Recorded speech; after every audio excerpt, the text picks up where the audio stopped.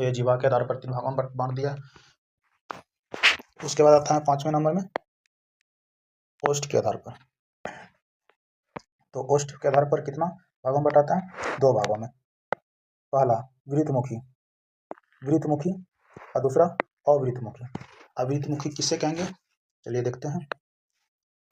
जिन स्वरों के उच्चारण में ओष्ठ का आकार वृत्तमुखी, वृत्तमुखी मतलब वृत्ताकार, गोलाकार या वृत्ताकार हो जाता हो तो उस स्वर वर्ण को वृत्तमुखी वर्ण कहेंगे। यानी कि बोलने के बाद जब ओठ का आकार गोलाकार हो जाए उसे ही हम वृत्तमुखी कहेंगे। ओठ के आधार पर पढ़ रहे हैं ना, तो ओठ के आधार पर 2, एक वृत्तमुखी एक अवृत्तमुखी। तो वृत्तमुखी यानी कि जो ओठ का आकार गोल हो जाए तो उसे वृत्तमुखी कहेंगे। जैसे हर्षहु, तो बोलने उच्चारण करने के बाद क्या ओठ जो होता है, ओष्ठ जो होता है वो गोल होता है, हर्षहु, ठीक है। दुर्गाहु, ये ओठ का आकार गोल हो जा रहा है।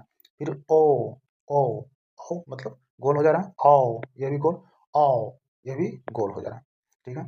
अब आता है अवृत्तमुखी। अवृत्तमुखी यानी कि जिसका आकार गोल ना हो, ठीक है, अवृत्तमुखी। तो इसका जो डिफिनेशन है, जिन स्वरों के उच्चारण में ओष्ठ का आकार वृत्तमुखी या गोलाकार ना हो, ठीक, इसमें ना हो, उसमें जो था वृत्तमुखी हो लेकिन इसमें ना हो तो